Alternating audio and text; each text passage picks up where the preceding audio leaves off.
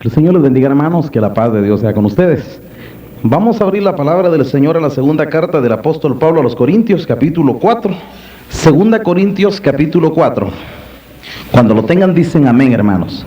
Segunda Corintios, capítulo 4, amén. Dice la palabra del Señor así. Vamos a leer del verso 13 al 14. Del verso 13 al 14, amén, hermanos. Dice la palabra del Señor así. Pero teniendo el mismo espíritu de fe, amén, conforme a lo que está escrito, creí, por lo cual hablé. Nosotros también creemos, por lo cual también hablamos. Amén, hermanos. Pueden sentarse, hermanos. Uno de los grandísimos errores, hermanos, que se cometen en los días de apostasía en cuanto al evangelio es, hermanos, el no entender nunca la mentalidad de Dios. Yo espero en el Señor que en esta mañana Dios nos hable. El camino de Dios, hermanos, es una locura para este mundo. Es locura. Y así lo dijo el Señor, así lo anunció el Señor. El Señor dijo, miren, las palabras de la cruz son locura para los que se pierden. Para este mundo estamos locos, dice el apóstol Pablo.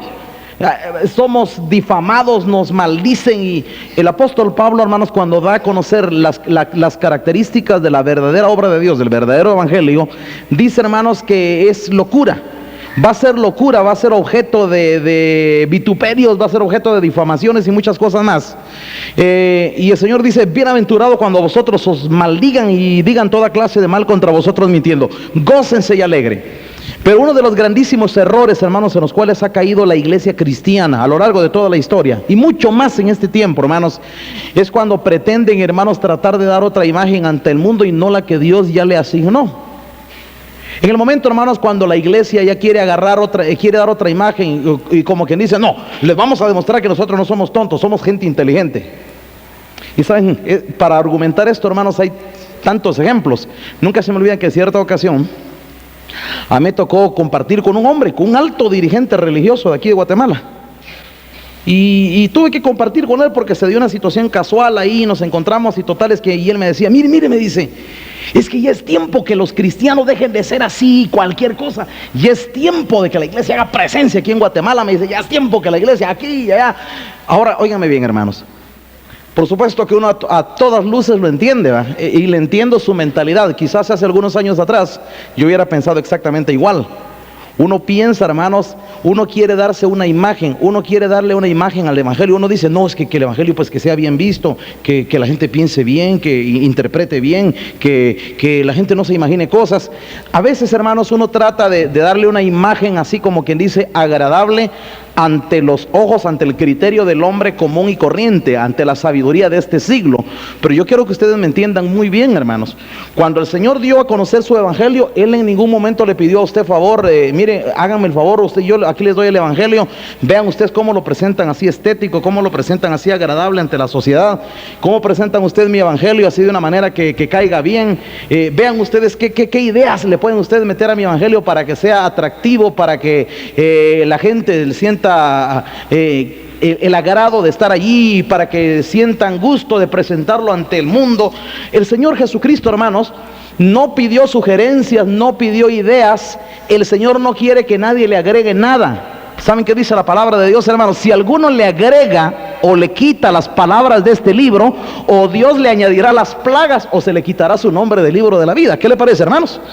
Entonces el Señor, hermanos, prohíbe terminantemente, hermanos, que alguien le pretenda añadir a la vivencia del evangelio, hermanos. El Señor no quiere que se le añada nada. El Señor no está pretendiendo caerle bien a la gente. Yo quiero que me oigan bien esto, hermanos. Las personas que llegan al evangelio, ellas deben sentir el atractivo de la iglesia. Hace algún tiempo atrás también me tocó platicar con cierto hombre que yo lo conocí antes en la religión. Él era un muchacho así, líder, y le gustaba estar metido en todos sus movimientos de liderazgo. ¿Y qué tal vos? Pues aquí vos, estamos aquí en la universidad trabajando y haciendo aquí y allá y metiendo un montón de cosas. ¿Vos no crees que eso es perder el tiempo? No, vos, es que eso es un gancho, dice, para atraer a la gente, es porque a los jóvenes eso les interesa, y aquí y allá. Uno se da cuenta, hermanos, que la gente está turbada. La gente religiosa, hermanos, vive tan confundida. Ellos pretenden, hermanos, presentar el evangelio de una manera, hermanos, en que la gente sienta una identificación. Y yo quiero que ustedes me oigan. El Señor Jesucristo no quiere eso, ni le ha pedido eso a nadie. El Señor no desea eso. Es más, agregarle ese tipo de adornos al evangelio, hermanos, es echarlo por la tierra, echarlo al suelo. Es botar la verdadera obra de Dios. Le voy a contar algo. Un día Gedeón, hermanos, hizo algo muy bueno, muy agradable, bonito. Ustedes saben experiencia, hermanos, cómo Dios llama a Gedeón. Y de repente, hermanos, él por la fe le cree al Señor y se va. Y en un camino de verdadera locura, porque si a locura, si a inteligencia humana vamos, miren qué locura, hermanos. Viene Dios y le dice a Gedeón: yo te voy a usar a ti y voy a salvar a Israel de la mano de Madián. Usted quiere saber cuántos madianitas eran con los que había que ir a pelear. Dice que estaban asentados en el valle. Y dice, hermanos, que eran como langostas, como la arena del mar. Eran numerosísimos, hermanos. Pero miren, era una plaga de gente. Gente de carros, gente de a caballo, miren. Y la manera en que estos vivían ahí asentados, eran, hermanos, saqueando a los pueblos vecinos. Y ahí estaba un gran ejército, numerosísimo. Y viene Dios y dice: tú vas a liberar a Israel. Y comienza a hacer su inventario Gedeón ahí. Y total es que mire que hay como 60,000 hombres. Una cuestión así, y pocos. Y total es que a la hora de hacer, bueno, ¿quiénes están dispuestos a ir y quiénes tienen cobardía? Dice que se rajaron otro montón. Total es que quedan como 35,000, algo así. Y viene Dios y le dice a Gedeón: son muchos todavía, le dice Dios. No sea que después de que ustedes ganen la batalla van a decir que ustedes fueron los que lo hicieron. Mejor yo te los voy a probar, le dice Dios a Gedeón. Llévalos allá al río, llévalos al agua, y yo te los voy a probar. Ustedes saben la historia. Se acercan al agua y algunos agarran el agua así y otros se acercan a lamer al agua. Total es que Dios escoge 300 suficientes, dice el Señor: con 300 hombres voy a liberar a Israel. Esto es una locura, hermanos. Imagínense, va a pelear 300 hombres contra una cantidad que no se pueden ni contar. Y el Señor dice: bueno, suficientes. Muchos, dijo el Señor cuando vio 60,000. Es que la batalla es de Jehová, no es de ustedes, ¿verdad? Y yo voy a pelear. Y viene el Señor y le da instrucciones a Gedeón. Ustedes saben la historia. Y va Gedeón, meten antorchas en unos cántaros, salen. Y miren, hermanos, dice que les entra un terror a todo ese ejército. Y cuando oyen el ruido de las trompetas, se imaginan ellos que son como el doble de ellos, hermanos. Porque Dios les infunde un terror, les produce una alucinación, si ustedes quieren verlo así. Los turba y comienzan ellos a defenderse y no saben ni a quién están matando y que si entre ellos se matan unos a otros. ¿Qué le parece? Y se produce tal turbación en el campamento que cuando salen huyendo, dice que Dios se encargó de apedrear al resto. Allá en el camino iban y viene Dios y hizo que cayeran, si ustedes quieren, fragmentos de meteoritos o qué sé yo, pero Dios los agarró a pedradas. Ya cayeron apedreados un montón y mueren. Y miren, ahí viene Gedeón saqueando y todos: Gedeón, Gedeón, Gedeón, todos haciéndole porra a Gedeón ahí. Tú vas a ser nuestro rey, y después de ti tu hijo, y después los hijos de tus hijos. Y ya quieren engrandecer a Gedeón. Y Gedeón, hermanos, tiene algo muy bonito, alguna convicción muy preciosa. Él sabe quién ha hecho la obra. Y él le dice un momento, les dice: yo no voy a ser señor de ustedes, ni mis hijos, dice, ni los hijos de mis hijos. Jehová de los ejércitos, él va a ser el señor de ustedes, les dijo. Qué bonito, hermanos. Miren, hasta ahí todo va muy bien. Qué preciosa convicción, hermanos. Él sabe perfectamente que quien ha hecho aquella proeza no ha sido él, no ha sido su inteligencia, ha sido el Señor, hermanos. Y Gedeón, hermanos, se planta ante el pueblo y miren, hace las glorias a un lado. Cualquier religioso hubiera sido feliz, hermanos, que lo hagan Señor y que lo hagan alguien grande.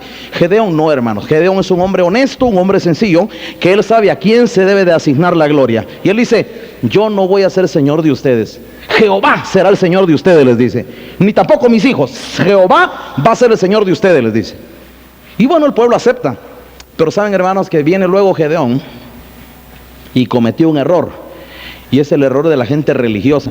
Bueno, pasan unos días y bueno, pasa aquella experiencia y todo aquello, sus convicciones, sus posturas, muy bien, le da la gloria a Dios. Pero en eso no se quiere quedar tan atrás que se diga. Y viene el diablo y provoca en él algo, una tentación. Entonces vino y Gedeón fabricó un efod de oro. Óigame esto, hermanos. El efod es la parte frontal de la vestidura sacerdotal, sobre el cual está colocado el urín y el tumín, que es, hermanos, en el pectoral, que es donde están las piedras de Israel, y donde Dios, hermanos, hablaba a Israel a través del efod, donde, hermanos, Dios revelaba su voluntad al pueblo. Y viene Gedeón, hermanos, y tuvo una brillante idea. Dispuso hacer un efod de oro, y lo adornó y lo decoró como Dios no ha mandado. Óiganme ustedes esto, hermanos. Dios dijo: el efod va a ser así, así, así. Una cosa sencilla. Porque Dios, hermanos, en cada cosa, si ustedes leen todas las indicaciones del Antiguo Testamento, para todo Dios daba indicaciones precisas. Él no pretendía, Dios jamás, hermanos, dijo, bueno, vean ustedes, Dios nunca pidió la opinión humana.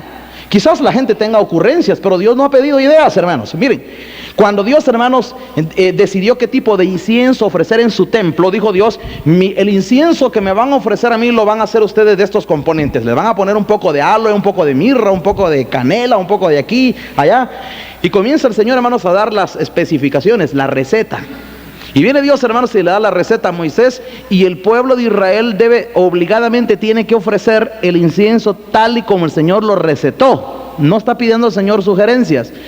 Pero que si vienen un par de hijos ahí del sacerdote Aarón, y estos, hermanos, se les ocurre una fórmula mejor, y por ahí tienen una idea ellos brillante, y se les ocurre que como ellos ya antes estuvieron en las religiones paganas o han oído por ahí lo que hacen los pueblos paganos, y seguramente ellos han de haber dicho ahí entre ellos, pero es que el incienso que ofrecen allá, aquel que rico huele, pero es que este de aquí sin mal olor no es tan agradable.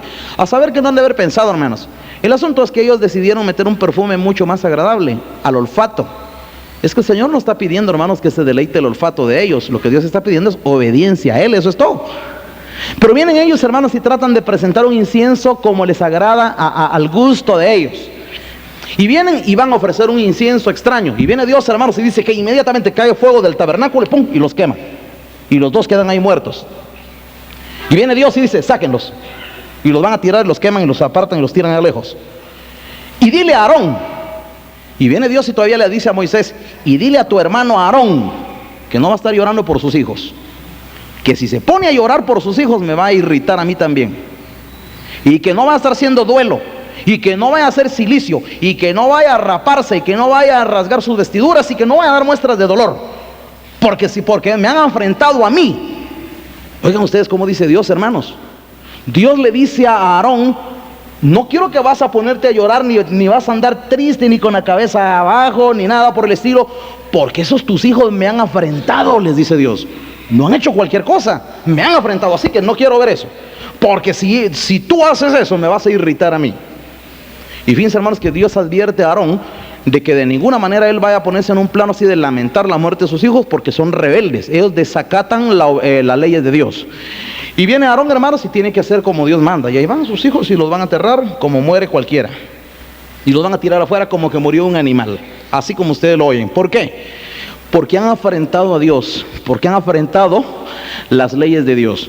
De manera que fíjense bien, hermanos, cómo Dios, cuento esto para que ustedes vean, hermanos, cómo Dios es tan celoso, hermanos, que las cosas se hagan como Él las dice. Pues Dios no está pidiendo, hermanos, a ver qué idea tienes tú, a ver cómo mejoramos esto, cómo la gente no piensa tan mal del evangelio, a ver cómo hacemos para que la gente sienta el atractivo de venir a la iglesia, a ver cómo le presentamos algo bello aquí a la gente, un buen gancho, una buena idea o una buena promoción aquí y algo. Eso hace la gente religiosa, pero eso no ha mandado el Señor, hermanos. En ningún momento lo ha mandado. Pero quiero seguir con esto. Viene Gedeón, hermanos, entonces hace un efod de oro, como Dios no mandó. Y dice las Escrituras, y eso lo puede leer usted en el libro de Jueces. Dice, hermanos, y todo Israel se prostituyó detrás del efod de Gedeón. Lo han leído, ¿verdad? Dice, y todo Israel se prostituyó detrás del efod de Gedeón. Se echó a perder. ¡Qué lástima! Qué bonito lo que él había dicho anteriormente. Qué posturas, qué convicciones, qué celo por Dios. Jehová será el Señor de ustedes, yo no. Miren, todo muy bien, hermanos, pero dispuso él, hermanos, a hacer algo que Dios no manda. Agarró un efod y lo hizo bello, lo puso de oro y le puso ahí cuestiones. Y eso, hermanos, atrajo a Israel y la gente se prostituyó detrás del efod de Gedeón. Imagínense, hermanos. Vieron la obra de sus manos y se fueron detrás de las obras de sus manos, de las obras de Gedeón, no las de Dios, ¿verdad? Y se prostituyeron detrás del efod. Ahora yo quiero que ustedes me pongan atención, hermanos. Volvamos ahora a la iglesia. Dios viene, hermanos, y el Señor estableció la iglesia. Y el Señor dijo, esta va a ser mi iglesia y las características de mi iglesia, estas van a ser en el mundo. Y quiero mencionarle algunas, aunque no todas, pero solo para que ustedes cojan la idea, hermanos, qué es lo que Dios pretende con su iglesia en este mundo. El Señor decía, Padre, estos se van a quedar en el mundo, yo me voy a ti, pero estos se van a quedar aquí en el mundo. Y yo les he dado tu palabra y el mundo los aborreció porque no son del mundo. Yo no te estoy pidiendo que los quites del mundo, solo que los guardes del mal.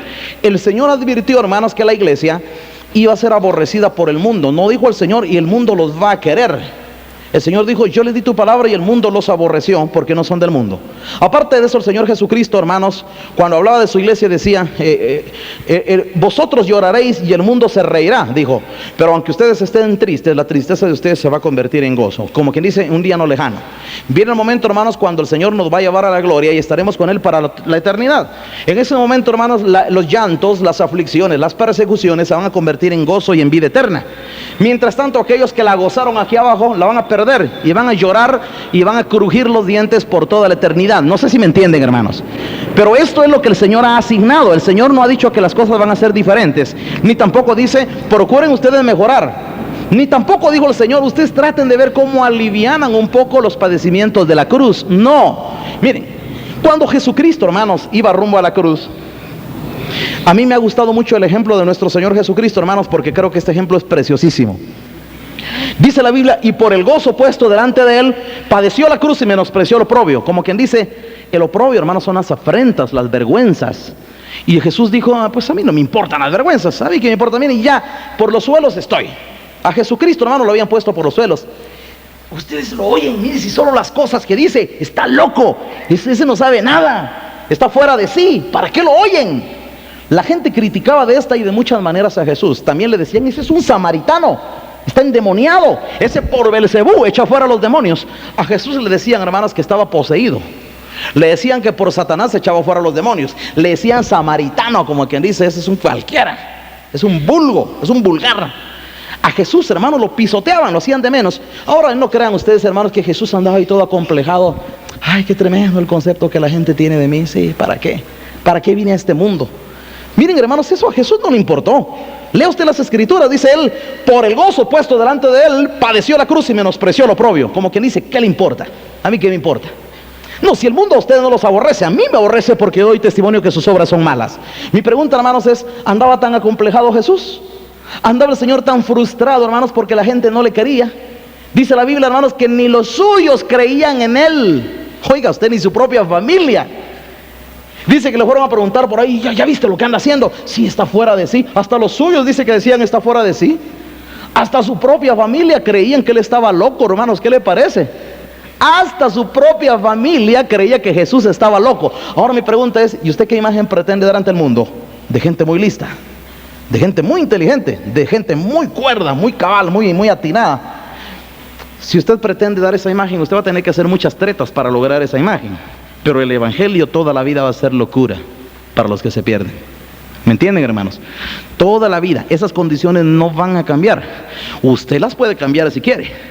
Esa es cosa suya. Si usted quiere, puede vivir y puede dar otra imagen de lo que es en realidad el evangelio. Pero si usted quiere vivir el auténtico, el original evangelio de nuestro Señor Jesucristo, pague. Pague las consecuencias de poseer ese evangelio. Porque poseer ese evangelio, hermanos, es estar expuestos a la crítica. Le quiero seguir con el ejemplo de nuestro Señor. Allá va el Señor rumbo a la cruz, cargando la cruz. Rumbo al Gólgota, cargando la cruz. Allá en el camino salen las tres Marías, llorando a gritos, hermanos. Miren, les infunde tal lástima ver a Jesús. Ya me imagino, hermanos, que ¿para qué? Como que dijeran, pero ¿para qué siguió predicando eso? Ya ve por lo que le hicieron los hombres, ya ve cómo está. A saber que no han de haber pensado las mujeres. Y Jesús va con la cruz, hermanos, pero no se avergüenza. Y el Señor dice, ¿qué hacen llorando por mí, mujeres de Jerusalén? Les dice, lloren por ustedes y por sus hijos, dice. Porque si esto han hecho con el árbol verde, ¿qué no van a hacer con el seco? Les dijo el Señor. Y agarró el Señor, hermanos, y ya va rumbo a la cruz. Se rajó el Señor. Le dijo el Señor, ay, qué bueno que vienen ustedes. Gracias a Dios, necesitaba consuelo ahorita. Necesitaba el consuelo de mujeres del Señor, hermanos.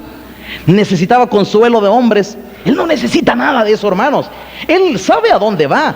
Él desde un principio se los había advertido a sus discípulos. No es algo que el Señor, hermano, lo agarró de sorpresa y como quien dice, para haber sabido hasta qué consecuencias me iba a traer predicar este evangelio, mejor ya no lo hubiera seguido haciendo.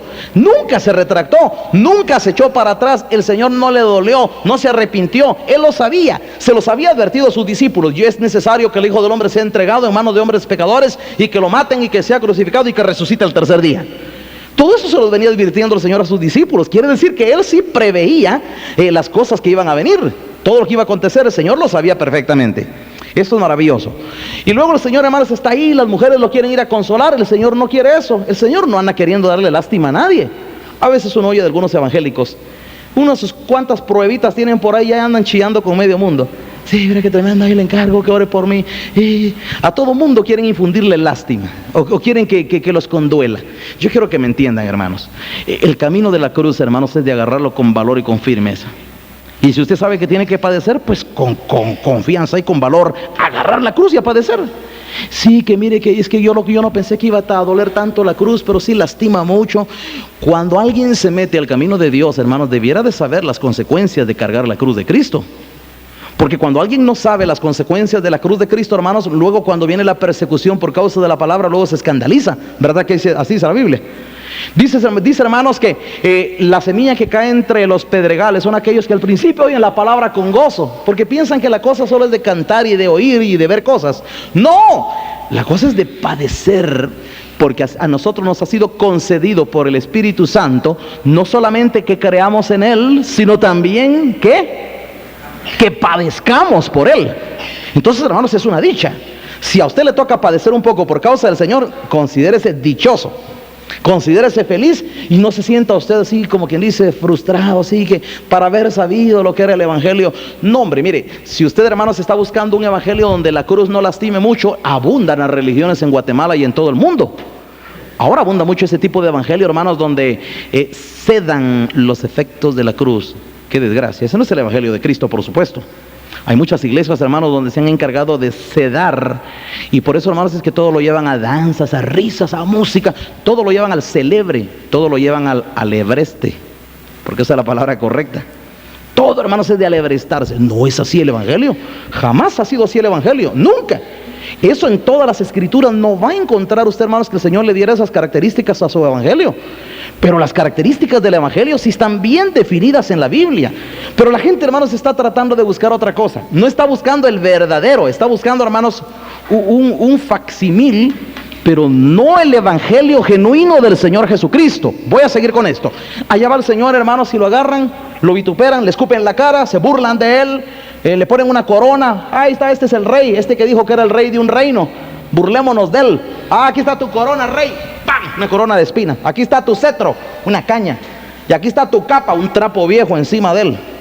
Y luego se hincaban a rodillas delante de Él. Salve, rey de los judíos. Eso era una burla, hermanos, un escarnio. Miren, eso era una afrenta, hermanos, vil. Esa gente, hermanos, actuó de la forma más baja que puede haber. Y se burlaban de Él, pero el Señor, hermanos, estaba sereno. A mí siempre me ha impresionado, ¿saben qué, hermanos? La apreciación que Pilatos tuvo de Jesús. Porque Pilatos, hermanos, él no lo escarnecía, él era un funcionario romano. Pero a mí me llama la atención de Pilatos, hermanos, porque él vino y le dijo, luego tú eres rey, le dice. Y cuando el Señor le dijo, yo para eso he venido, le dijo. Pilatos, hermanos, vio en este hombre, hermanos, las características y el temple y el carácter de una persona, hermanos, que sabe actuar con autoridad.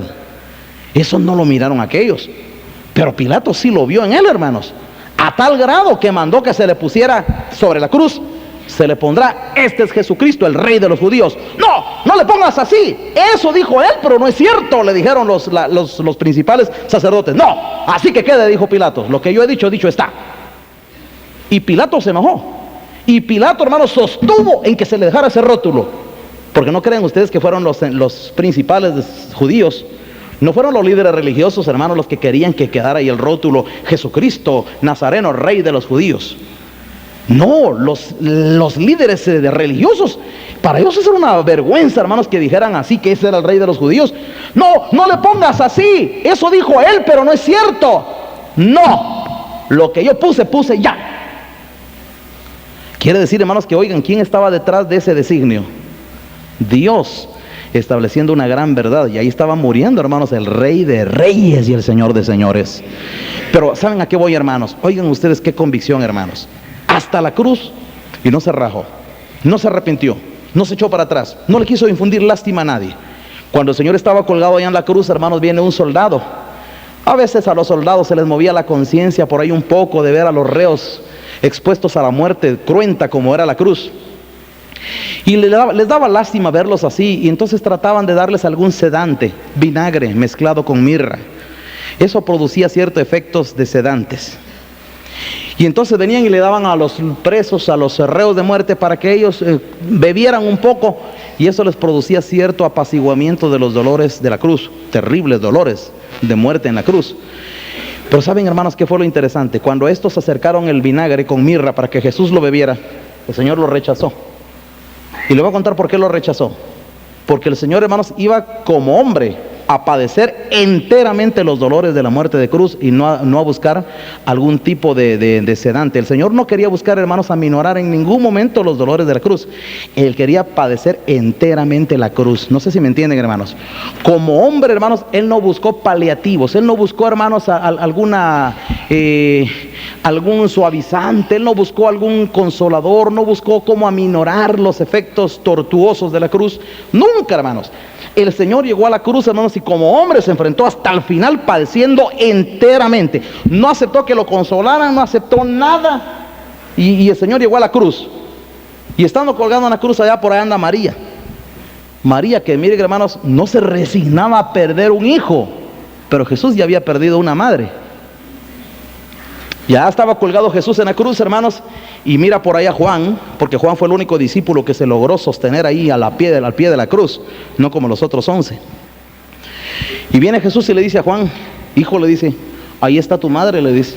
Mujer, le dijo, ahí está tu hijo. No dijo Jesús, madre, ahí te dejo un hijo nuevo, o mejor te dejo un hijo. El Señor nunca más, después de las bodas de Caná, jamás le volvió a decir madre a María, y eso lo puede leer usted en todos los evangelios. Jamás volvió a reconocer a María como madre. Mujer, le decía Jesús. Mujer, aquí está tu hijo. Mujer, ahí está tu hijo. Quiere decir, hermanos, de que el Señor, hermanos, llegó a la cruz enterito, con una convicción y con una fe incólume. El Señor no se retractó en ningún momento, sostuvo la fe como hombre, varonilmente, hermanos, llegó con entereza hasta la cruz.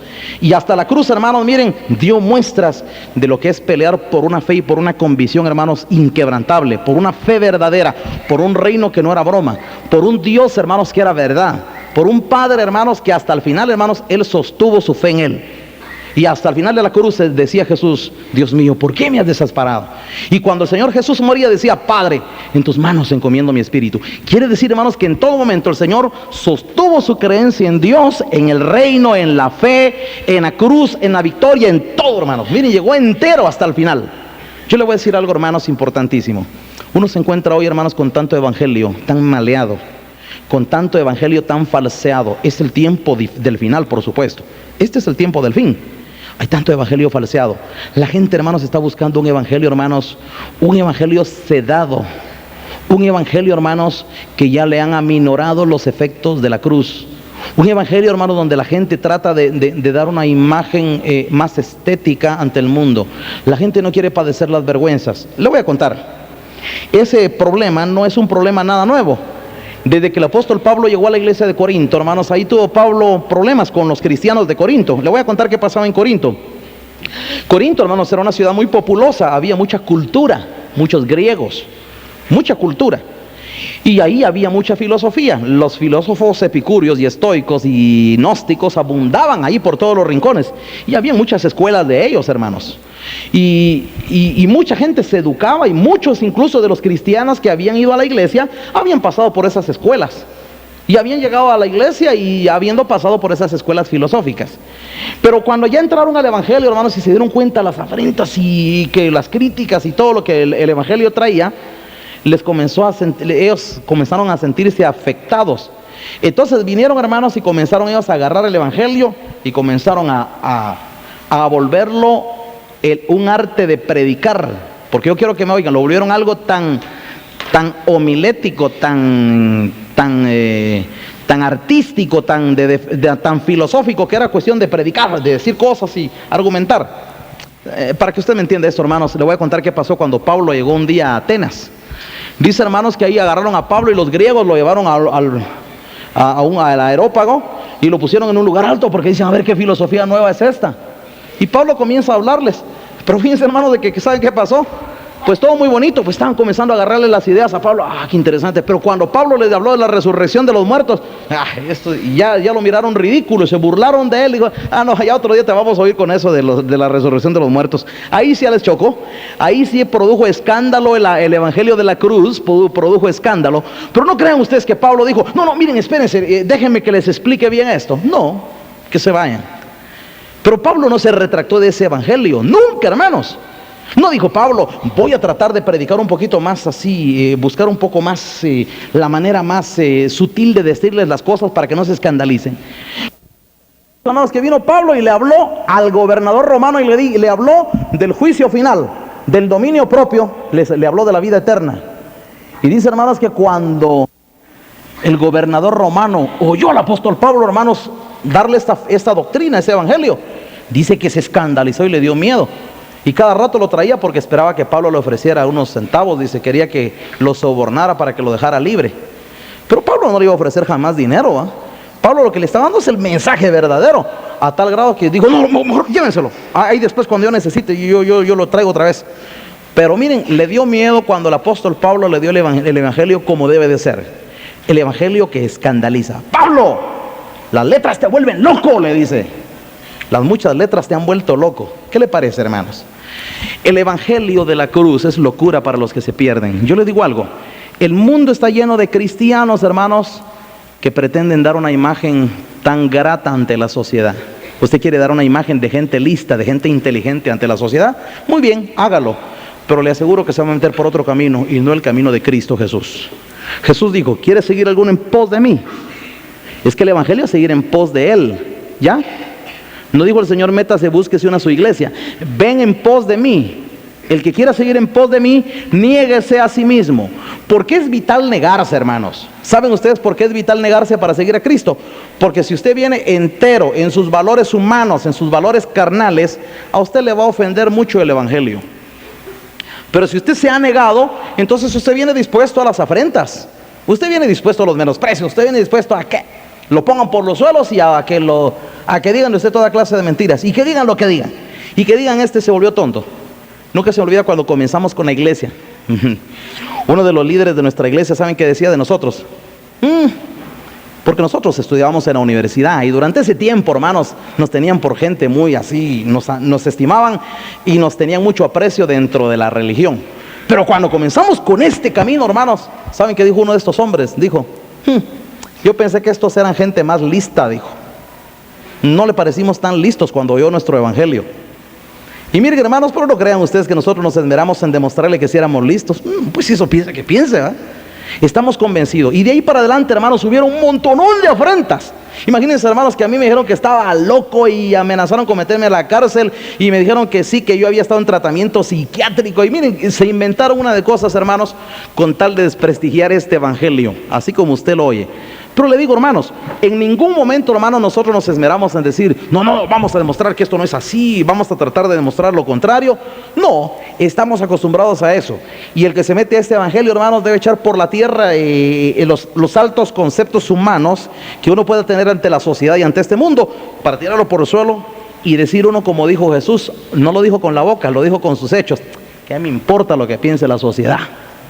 ¿O no creen ustedes que eso dijo Jesús? Lo dijo con sus hechos. Se lo voy a contar. Un día llegaron por ahí unos principales de los judíos y le fueron a decir así a Jesús. Eso lo puede leer usted ahí en el libro de Marcos. Dice, maestro, sabemos que eres amante de la verdad, que no te cuidas de nadie ni tienes respeto de hombres. Queríamos hacerte una pregunta. ¿Es lícito dar tributo a César? Ahora fíjense bien, no vamos a la pregunta, vamos al argumento que dijeron de él. Sabemos que eres un hombre amante de la verdad, que no te cuidas de nadie, como quien dice, ¿qué te importa lo que la gente diga? ¿O no quiere decir eso? Ya nos dimos cuenta que tú eres de alguien que ¿qué te importa lo que la gente diga? Y ni te andas cuidando de nadie. O sea, ¿qué te importa? Haces las cosas y las decís sin que ves que esté alguien ahí presente o no esté o esté.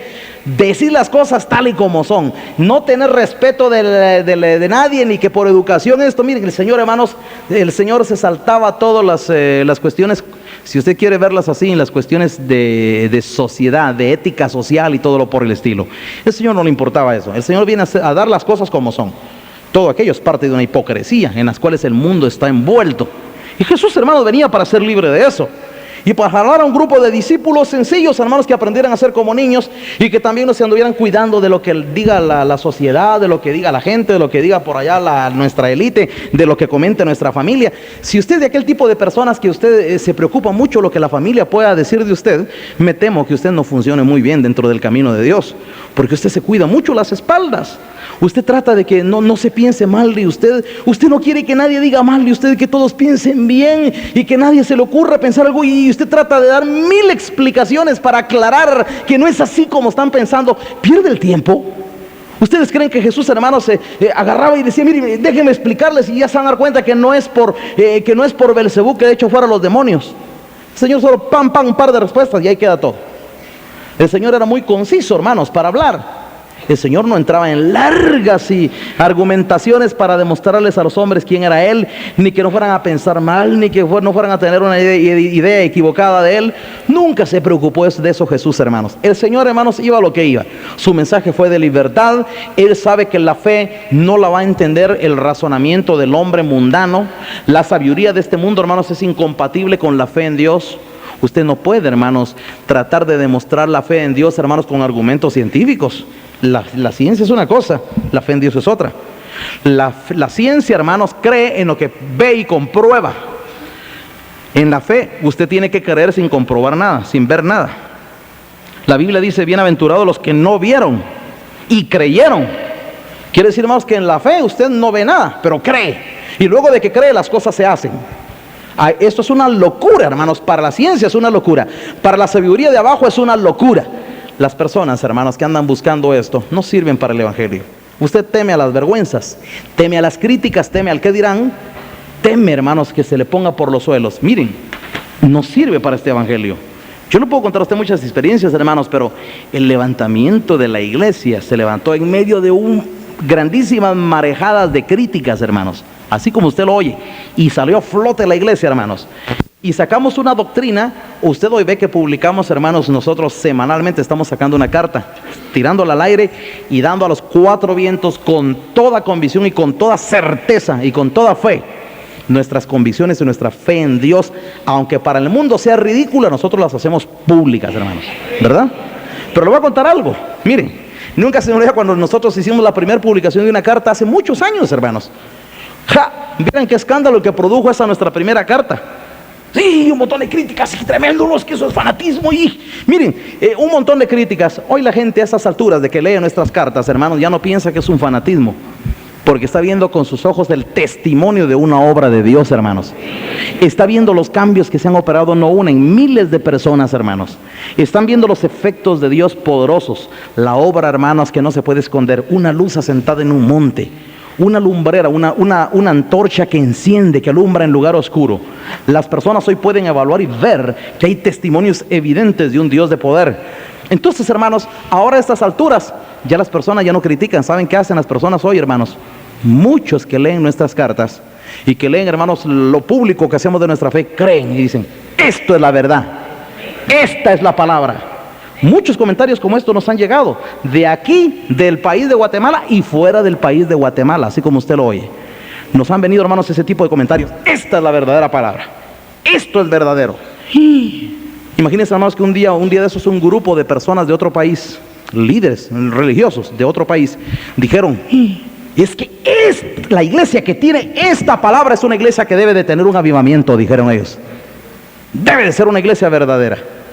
Ahora una pregunta, hermanos, es, ¿y cómo ha logrado subsistir la palabra? Pues tuvo que subsistir en medio de las críticas y de las avalanchas, hermanos, de mucha gente religiosa, de mucha gente, hermanos, mundana, de muchas personas que antes no tenían el valor. Yo le digo algo más. Miren, hace algunos años atrás usted lea el periódico. Lea las cartas nuestras, hermanos, están siendo publicadas de hace aproximadamente 2 años y medio. Casi ya vamos para 3 años. Yo creo que en septiembre de este año cumplimos 3 años, creo yo, que así estamos de estar publicando en Prensa Libre. Pero lea usted, hermanos, de hace 3 años para allá los periódicos. Dese cuenta, hermanos, que quien hablara de Dios en los periódicos era difícil hallar. Ahora usted lea a una columnista de la misma Prensa Libre, hermanos, escribir y hablar de Dios y sacar a luz y ya no avergonzarse mucho y dar a conocer, por lo menos a su manera, pero dan a conocer, ya se animan a ser públicos y a no avergonzarse, a hacer evidente que creemos en un Dios, hermanos. Y que no es una locura, y que no es cosa de ignorantes, sino que es cosa de una fe verdadera en Dios, hermanos. Es cosa del poder de Dios. Pero ¿qué hemos hecho, hermanos? Dar a publicar, dar a conocer, y no nos hemos avergonzado. ¿Saben, hermanos, qué me hace recordar esto? Lo que un día dijo David en el Salmo 119. Príncipes se han levantado contra mí, dijo David, pero yo no me he apartado de tus testimonios, le dice a Dios. ¿Qué le parece? Se levantaron gente importante contra David, pero dice David, pero yo no me aparto de tus testimonios. Con razón David es el hombre conforme al corazón de Dios.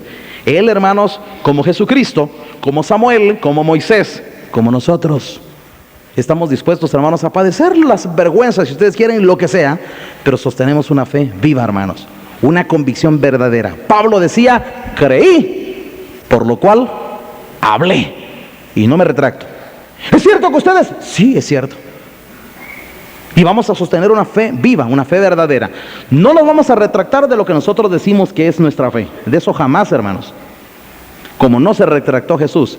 ¿Saben qué le dijo Pablo un día a Timoteo, hermanos? Y con esto concluyo. Un día viene Pablo y le dice a Timoteo, Timoteo, predica la palabra. Y no te avergüences de dar testimonio de ella, ni de Dios, ni de mí, preso suyo. Acuérdate de Jesucristo, le dice. Y de la buena profesión que hizo ante Poncio Pilato. Acuérdate. Echa mano de la vida eterna. Pablo, hermano, le dice a Timoteo, está aconsejando a un discípulo, al pastor de la iglesia de Éfeso, Timoteo. Le está diciendo, Timoteo, no te avergüences de dar testimonio del Señor, ni de mí, preso suyo, ni de la palabra. Acuérdate de Jesucristo y cómo estando al mismo borde de la muerte no negó la fe y dio testimonio ante Poncio Pilatos. Fíjense, hermanos, que viene Pablo y para estimular a Timoteo, hermanos, a sostener una fe verdadera, una fe genuina, le saco un ejemplo más maravilloso que pueda haber, Jesús. Jesús, hermanos, parado frente a Pilatos, y la turba enardecida, hermanos, ridiculizándolo. Pero él, hermanos, no se echó para atrás y sostuvo su fe hasta el final. ¿Saben qué es lo maravilloso de todo esto, hermanos? Que nuestro Señor, hermanos, ahora está sentado a la diestra del poder de Dios.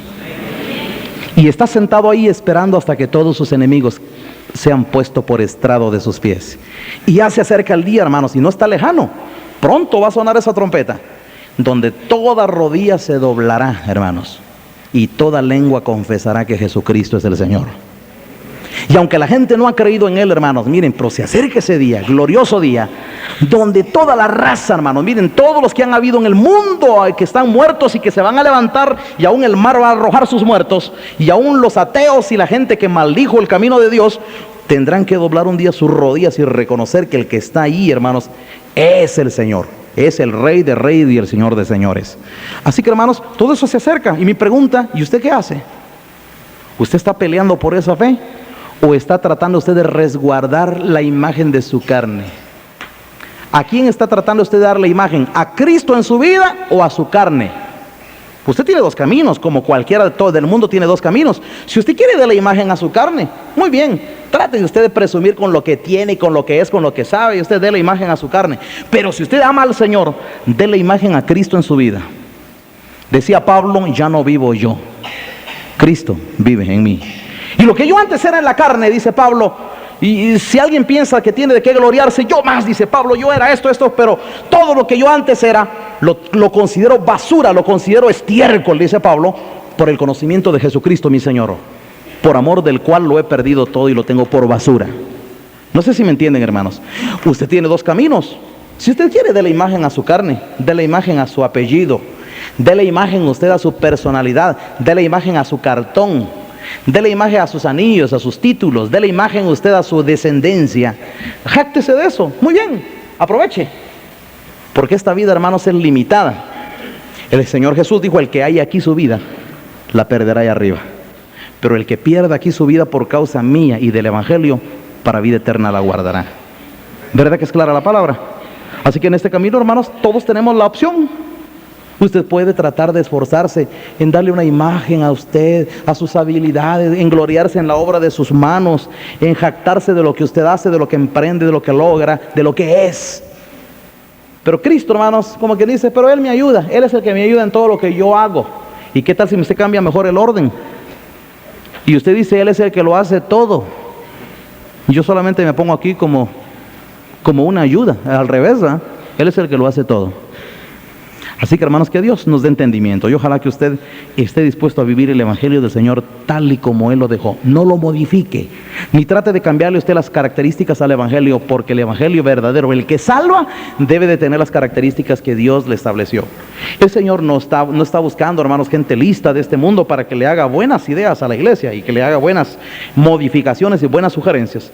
Sigamos, hermanos, con el patrón. Sigamos fielmente, hermanos, como Dios estableció su iglesia, y el camino de la salvación será seguro.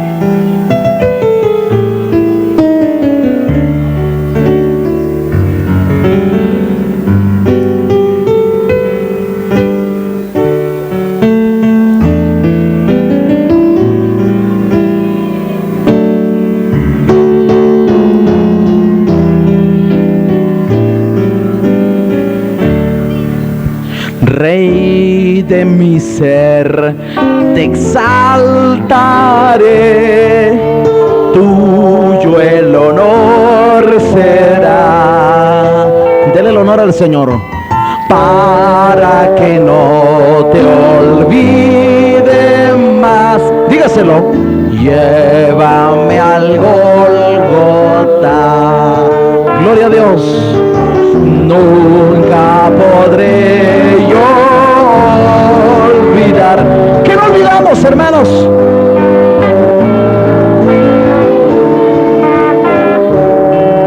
Nunca te habré de abandonar. Llévame al Gólgota. Sí, dígaselo, Señor, con convicción. Hazme, Señor, tu cruz llevar en mi lucha aquí. Sí, con convicción, para poder amarte más. Llévame al Gólgota. Gloria a Dios. Nunca podré tu gran dolor en cruenta cruz. Nunca te habré de abandonar. Llévame al Gólgota. Hazme, Señor, tu cruz llevar en mi lucha aquí. Dígaselo al Señor, para poder amarte más. Llévame al Gólgota. Gloria a Dios. Nunca podré yo olvidar. ¿Qué no olvidamos, hermanos?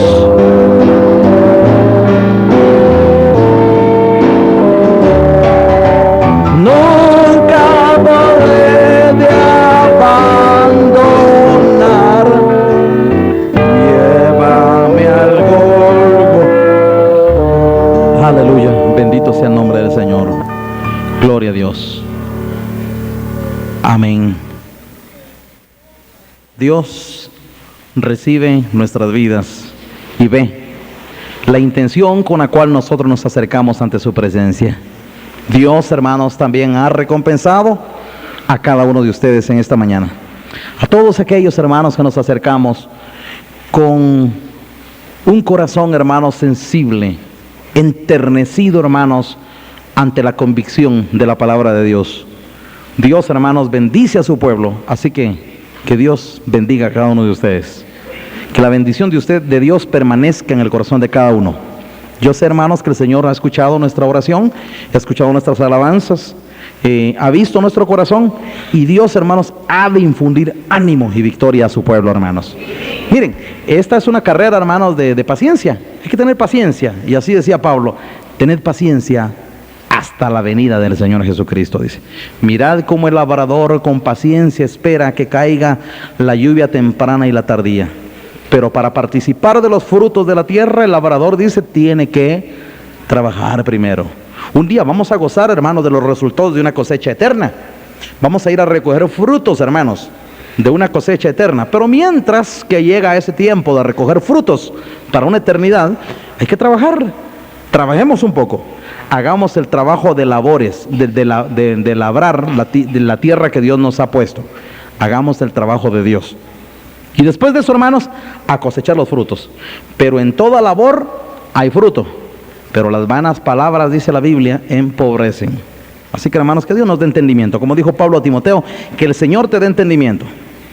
Que el Señor nos dé entendimiento en todo esto. Que nos haga entender, hermanos, cuál es el camino de la paciencia de Dios y el camino del Evangelio. Que Dios les bendiga, hermanos. Que la paz de Dios sea con ustedes. Saludémonos unos a otros.